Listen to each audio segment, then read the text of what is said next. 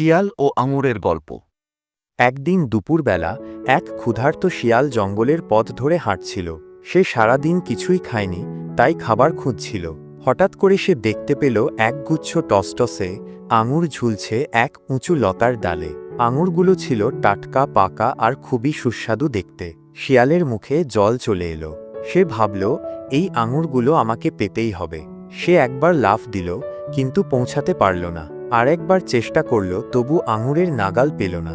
এবার সে পেছন থেকে দৌড়ে এলো আর জোরে লাফ দিল, তবু কিছুতেই আঙুরে পৌঁছাতে পারল না।